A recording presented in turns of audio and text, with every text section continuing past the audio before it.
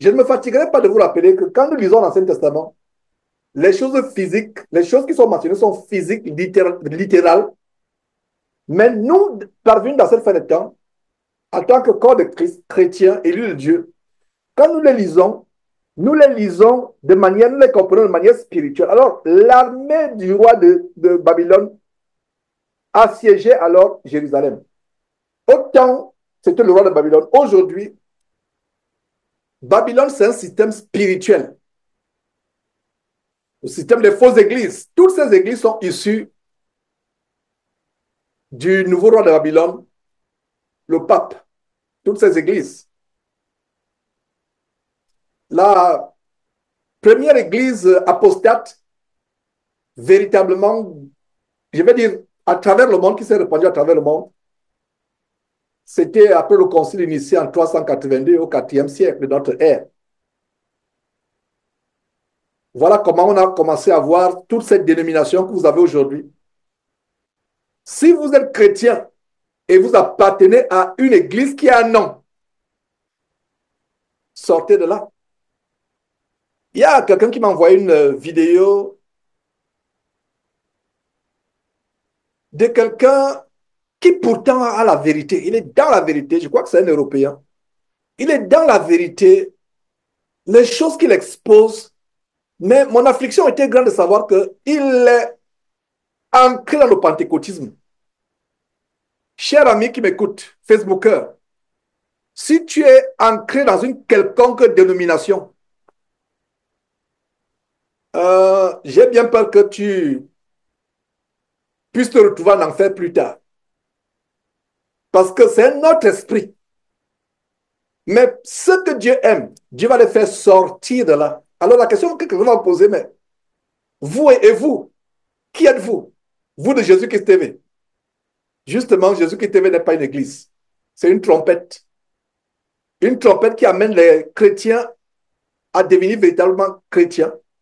C'est pour cela que j'ai dit aux gens, si vous suivez un homme, il y a quelqu'un qui, il y a tellement de personnes qui me contactent.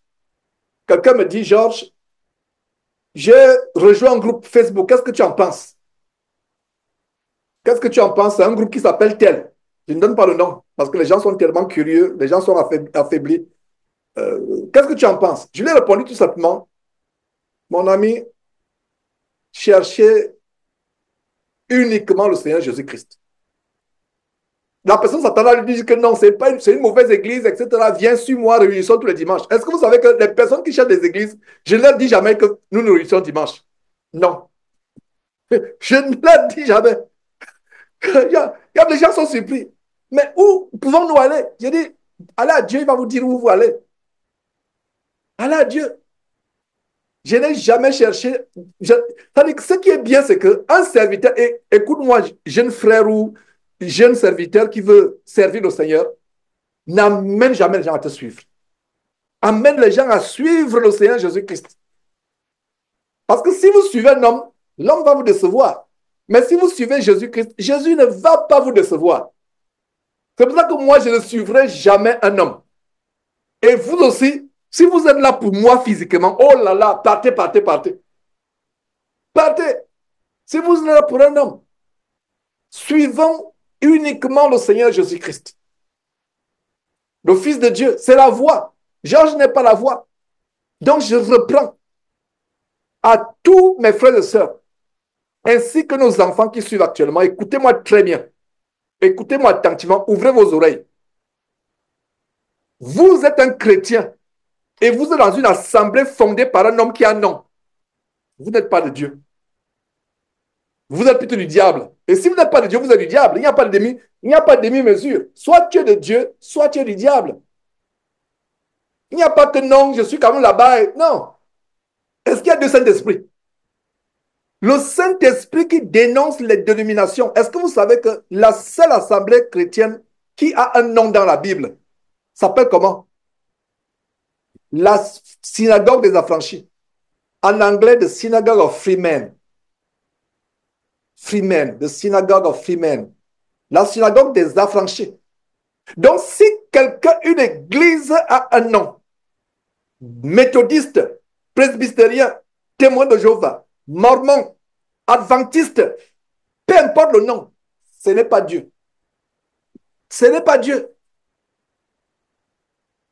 Ce n'est pas Dieu. Dieu n'est pas dedans. Ça veut dire que si vous êtes assemblée de Dieu, branamiste, etc.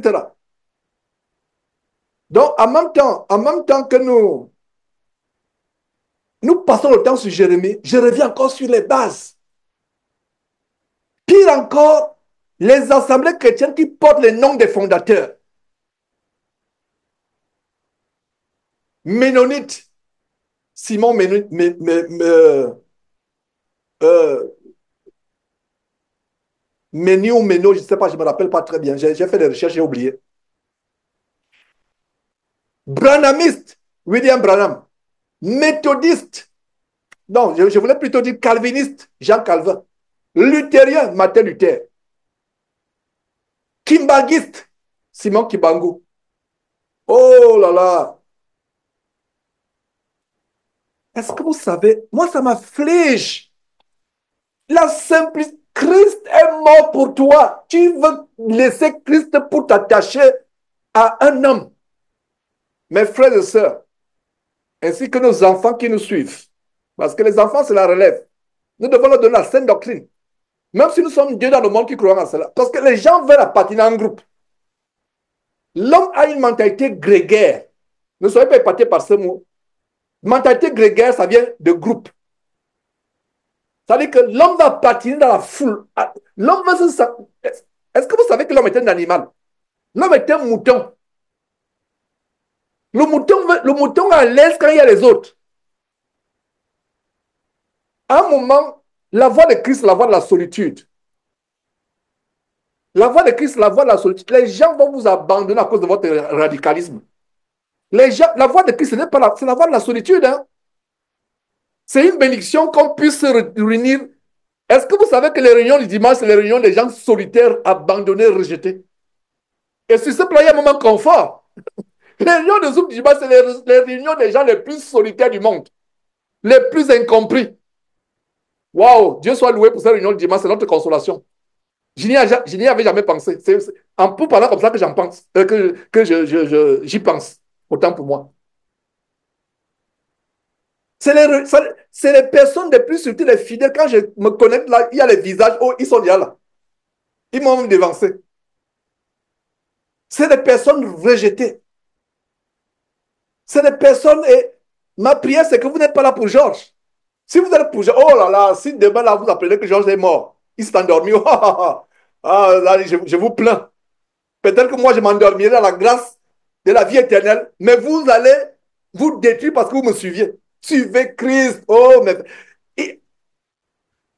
Suivez Christ, le consommateur de notre foi. Suivez Christ. Ne suivez pas non. Si vous êtes dans une organisation qui a un nom bien structuré, ils ont fait les statuts, ils sont organisés. Il y a un fondateur, il y a un institut pyramidal. Il y a, c'est bien organisé là. Quand ça commence à être organisé, CMCI de Tomofumu, si c'est pas. Il y a un Camerounais là qui a fondé une église qui est répandue à travers le monde, la plus grande église francophone. Est-ce que vous le saviez? Mais ils sont en cachette, organisés. Les gens sont zélés même plus que. C'est le zèle que les gens ont. Non, il n'y a même pas. Si, oh là là, si les frères qui travaillent dans cette trompette avec ce zèle, oh là là, ils sont zélés, mais pour l'enfer. Moi-même, j'étais zélé. J'étais zélé pour l'enfer pendant 24 ans dans une dénomination. Donc, vraiment, Babylone, c'est un système spirituel. Le verset de nous amener à voir. C'est-à-dire que le système de Babylone, c'est un système religieux, c'est un système politique, mais surtout un système spirituel. Et quand on voit Babylone, je dis, c'est les démons. Et ces démons vous assiègent. Regardez, l'armée du roi de Babylone assiégeait alors Jérusalem. Jérusalem ici, c'est, pour vous qui êtes fidèles à ces enseignements, nous chrétiens, quand nous disons Jérusalem, dans ces temps de la fin, Jérusalem, après Christ, c'est maintenant Jérusalem céleste, Jérusalem spirituel. Jésus-Christ est venu nous donner une Jérusalem pas physique, une Jérusalem céleste. Nous sommes la Jérusalem. Et le roi de Babylone assiégeait alors Jérusalem. La vraie Jérusalem, la vraie église. Les vrais élus de Dieu seront toujours assiégés. Soit par les persécutions, soit par les tentations. La première chose que nous devons faire quand nous levons le matin, disons Seigneur Dieu, surtout les jeunes gens qui vont à l'école, à l'université, avec les mauvaises compagnies, vous dites Seigneur Dieu, préserve-moi d'être tenté aujourd'hui. Nous sommes assiégés par le péché, par toutes sortes de choses. Donc, verset de l'armée du roi de Babylone, assiégé alors Jérusalem et Jérémie le prophète. Jérémie le prophète. Voilà. Donc, nous savons que c'était un prophète. Il avait un ministère de prophète. Était enfermé dans la cour de la prison qui était dans la maison du roi de Juda. Était comment enfermé. Voilà un serviteur de Dieu qui est en prison. Je vais ouvrir une petite parenthèse sur l'évangile diabolique de la prospérité. Les gens vont à Dieu pour devenir grands, pour devenir riches, en marchant de Dieu. Et l'un des préceptes de l'évangile diabolique de la prospérité, c'est quoi? Si tu es pauvre, c'est que tu es puni par Dieu. Si tu es malade, c'est que tu es puni par Dieu. Si tu es en prison, c'est que tu es puni par Dieu. Ça, c'est l'évangile de la prospérité. Donc, l'évangile de la prospérité, il n'y a pas de malade, il n'y a pas de pauvres, mais il y en a plusieurs. Je vous assure, il y a tellement de pauvres. Qui s'enrichit? C'est le pasteur et son entourage. C'est eux qui sont riches. Mais vous êtes là. Donnez pour être riche. Donnez, s'aimer. L'évangile de la prospérité a pour principe, en anglais on dit one of the tenets, the tenets, avec un des principes, un des piliers, un des piliers doctrinaux. C'est Dieu n'est pas un Dieu de la pauvreté. Dieu n'est pas un Dieu de la misère. Dieu ne peut pas vous rendre malade. Or, la maladie, ces gens de l'évangile de la prospérité ne vous enseignent même pas que le péché dans lequel vous vivez, c'est la cause de la maladie. Et même si on est sanctifié, le péché, même si on ne vit pas une vie de péché, la maladie peut être une épreuve. Il y a tout un livre à ce sujet que par la grâce de Dieu, nous avons étudié de manière très cursive, très rapide. Job. Je ne sais pas s'il y a un seul chrétien dans le monde entier actuellement comme Job. Il a perdu ses enfants. 10 enfants en un seul jour. Il a perdu tout ce qu'il avait. C'était un homme tellement fortuné. Le vrai évangile de la prospérité, c'est l'évangile de rechercher la prospérité des choses d'en haut. Parce que l'évangile de la prospérité, voilà, j'ouvre cette parenthèse. Et si quelqu'un peut couper cette vidéo et mettre un titre, par exemple, le gros mensonge de l'évangile de la prospérité. Nous allons voir Jérémie qui est en prison. Jérémie se retrouve en prison. On voit des fois où l'apôtre Paul lui-même s'est retrouvé en prison, dans la faim, je ne dirais pas la nudité, mais à un moment, il avait besoin qu'on lui apporte le manteau. Étant en prison, étant dans la servitude, en captivité. Il rappelle qu'il lui faut un manteau parce qu'il avait foi.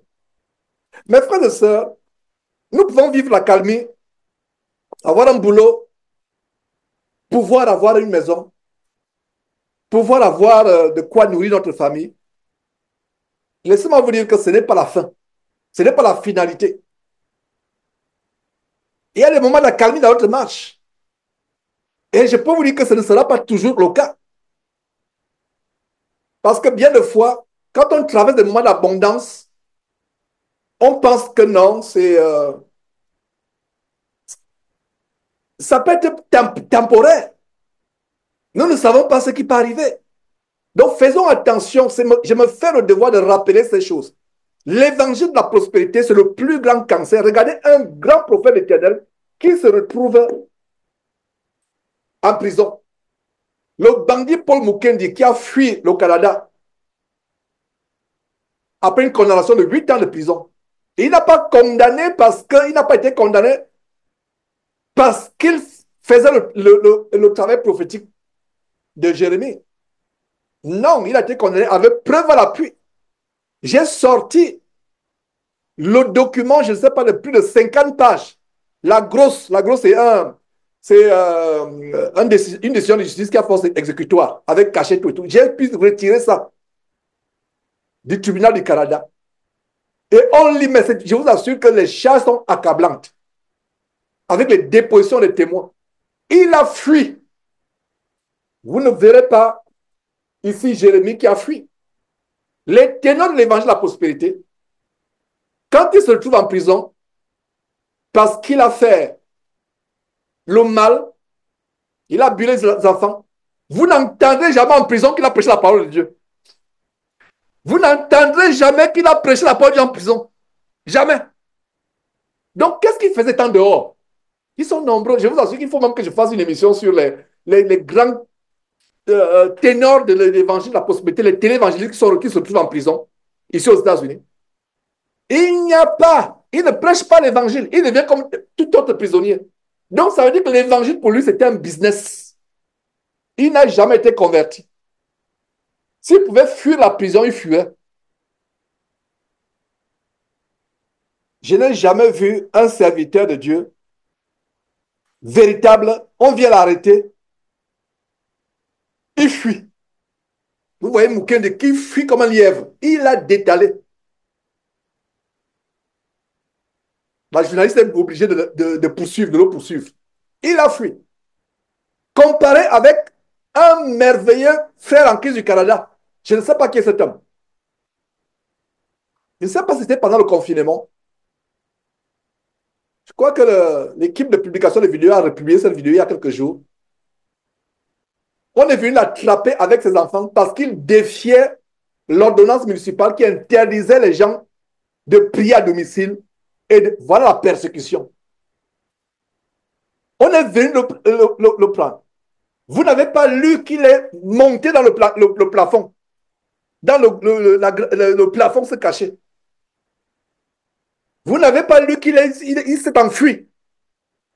La vidéo montre comment, de manière très respectueuse, le respect de l'autorité, il dit à ses petits-enfants qui est en train de pleurer, ne pleurez pas, calmez-vous mes enfants. Nous devons passer dans la tribulation. On l'a amené. Je ne sais pas ce qu'il en est, ce qui est advenu de cet homme. Je ne sais pas qui est cet homme, mais j'ai reconnu à cet homme un frère en Christ. Il avait son église, enfin, il était à la charge d'une église de maison. Les gens venaient prier chez lui. J'ai reconnu quelqu'un qui a le caractère de Christ, l'esprit de Christ en lui, qui est en vous et qui est en moi. Il n'a pas fui. Donc, la persécution arrivera. Vous qui me suivez, par la grâce de Dieu, j'espère que Facebook passe toujours. Vous qui me suivez, merveilleux Facebook en train de passer. Vous qui me suivez, s'il vous plaît, écoutez-moi très très bien. L'évangile de la prospérité, c'est le plus grand cancer dans le corps de Christ. Les gens vont à Dieu pour devenir riches, pour percer, pour accomplir des choses. La seule chose, oh mes frères et sœurs, n'oubliez jamais cette chose. Quand je ne serai plus là, j'étais en train de penser à l'autre jour que vraiment, quand je ne serai pas là, il y a des enseignements qui vont teinter dans les têtes des gens. Voilà une partie qui va teinter. Quand je ne serai pas là, je ne serai plus là. Ah, le frère Georges, voilà ce qu'il enseignait. La seule chose qui vous amène à Christ, c'est être délivré du péché et aller au ciel. Voilà, il n'y a pas d'autre, il n'y a rien. Ton boulot, là, c'est zéro. Ta maison, tes richesses, tes bijoux. Bon, je voulais dire bijoux. Pour les chrétiens qui sont dans ces bâtiments-là, c'est à eux que je m'adresse. Tes bijoux, tes robes, là, tes talons, tes chaussures à talons, là, c'est rien. Malheureusement, aujourd'hui, on va à Christ pour soigner son image. Et regardez comment ces gens prient. Regardez comment le frère inspiré par Dieu a prié. Et quand il priait, il dit, ah Seigneur, il n'y a pas de hasard. Le frère a commencé à intercéder, demander à Dieu pardon pour nous iniquités, nos péchés. L'évangile de la prospérité, il prie le coup tendu. Il prie. Là, c'était avec qui j'ai prié. Il y a un avec qui je prie que Dieu le convertisse. Quand il prie, la tête n'est pas baissée. Le cou est tendu. Et ses prières, c'est quoi? Seigneur Dieu, tu as dit que les richesses des hommes impies nous appartiendront, nous appartiennent. Nous serons la tête et non la... Tout c'est lui, le moi. La prière n'est pas centrée sur toi. Je déclare ceci. Mes ennemis viendront se prosterner devant moi. Je déclare. L'argent et l'or vont me poursuivre. Je déclare. La prière n'est pas centrée sur toi. La prière est centrée sur d'abord ta soumission à Dieu, ta révérence à Dieu. L'attitude physique détermine l'attitude de prière.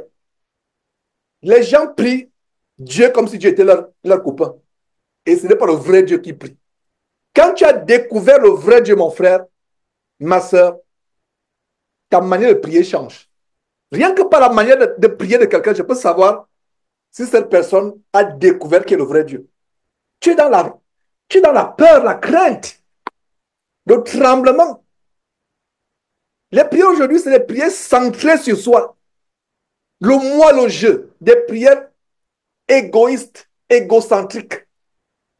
C'est-à-dire que le moi, l'ego, le je devient le centre. Même le grand homme, et c'est Jésus, c'est pas moi, Georges. Jean-Baptiste, Jésus a dit, de tout ce que son nez de famille, il n'y a pas plus grand que lui. Mais qu'est-ce que Jean-Baptiste dit? Il faut que je diminue afin que lui, le Christ, croisse. L'évangile de la prospérité tue le Christ en toi. D'abord, tu n'as même jamais reçu. Donc, je ne peux pas dire que tu es le Christ.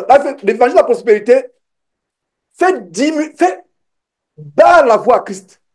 Et c'est toi qui es élevé. Et vous regardez l'évolution de l'évangile de la prospérité. Ils sont arrivés à un point où ils disent maintenant que tu es un créateur. Tu peux créer. Et ils ont embrassé l'abomination du documentaire, du livre Le Secret. Tu peux penser. Transforme ton intelligence en un aimant qui peut tout attirer. Tu es un créateur. Et dans leur culte diabolique, ils se lèvent, les pasteurs dirigent l'assemblée à des invocations de blasphème et vraiment de défiance contre Dieu. Richesse, viens à moi maintenant. Prospérité, viens à moi maintenant. La meilleure femme du monde, viens à moi maintenant. Compte bancaire, je t'ordonne d'être rempli maintenant. Ça, c'est provoquer Dieu. Dieu est le seul créateur. Vous ne pouvez rien créer. Même nos enfants qui vont à l'école, des fois, il faut qu'ils sachent que quand même les inventeurs, parce que l'invention, c'est quoi? C'est agencer les choses que le créateur a déjà mis de disponibles. Donc, si on peut parler dans la réalité, un inventeur n'invente rien. Il ne crée rien. Donc, l'évangile de la prospérité est dangereux. La seule raison pour laquelle on va à Christ, c'est pour être délivré du péché.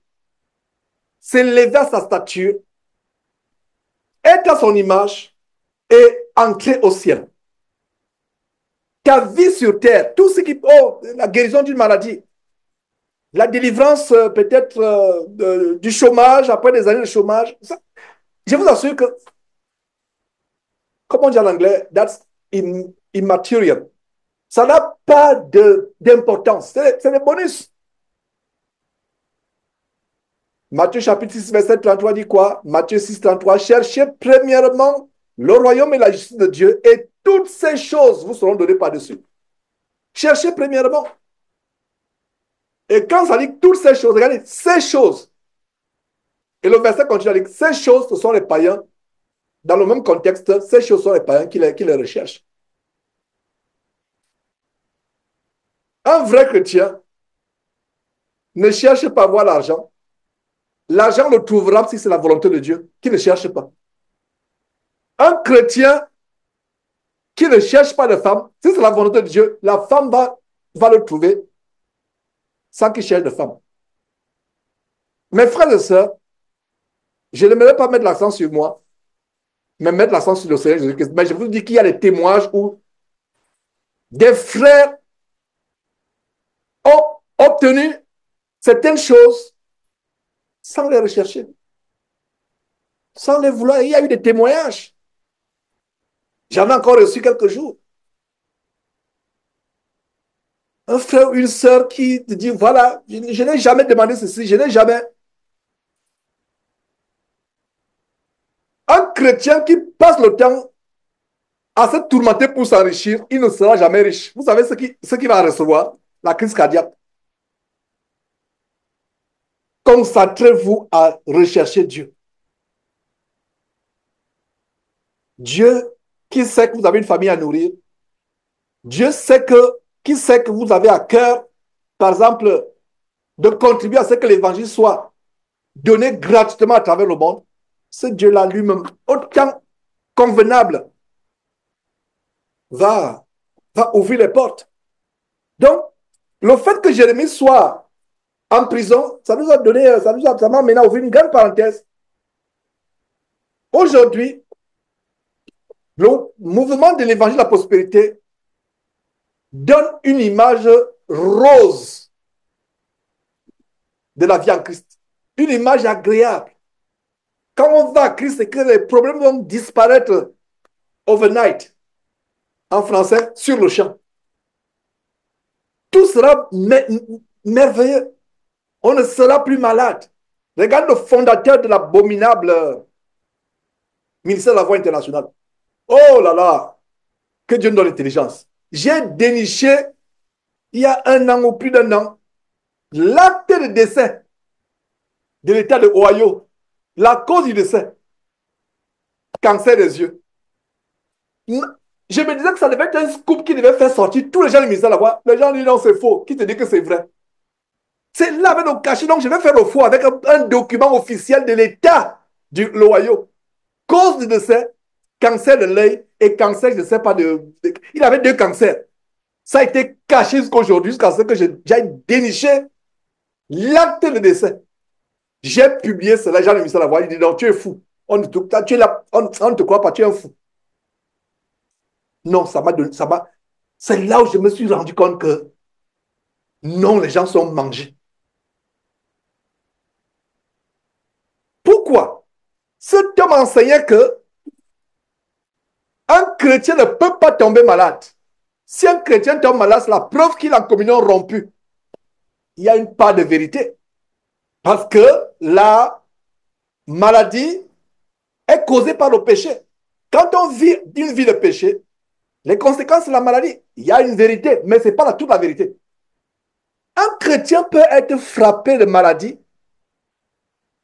peut-être pour éprouver sa foi, peut-être pour que Dieu se manifeste dans sa puissance et que cela serve d'un témoignage plus tard. Et il est mort. On a caché la cause de sa mort jusqu'à ce que j'aille dénicher cela. J'ai publié. Les gens n'en reviennent pas. Il y a certains qui ont été choqués. Donc lui aussi, il est mort dans le sommeil, paisiblement. Il s'est endormi. Il est allé rencontrer. Il est incroyable. Ça, c'est l'évangile de la prospérité. Et à l'époque, dans cette dénomination, c'était un peu, comment on dit, soft. C'était un peu moins agressif, un peu discret, mais c'était là en plein. Donner et recevoir. Un autre pilier de l'évangile de prospérité, tu donnes à Dieu pour recevoir. Donne à Dieu ta vieille voiture pour recevoir une nouvelle Mercedes ou une nouvelle, je ne sais pas, cylindrée, peu importe les marques les plus enviées aujourd'hui. Sème pour recevoir. L'évangile de s'aimer pour recevoir. Ça, c'est l'évangile diabolique. Et je suis content de revenir encore sur ces bases. Des choses, voilà, même ces enseignements, c'est aussi l'occasion de dénoncer l'évangile de la prospérité. Sortez de cet évangile. C'est un évangile pervers. C'est un évangile diabolique. Dieu n'y est pas. Voilà. Donc, continuons, voyons Jérémie qui est en prison. Sédécia, roi de Juda, l'avait fait enfermer et lui avait dit, pourquoi prophétise?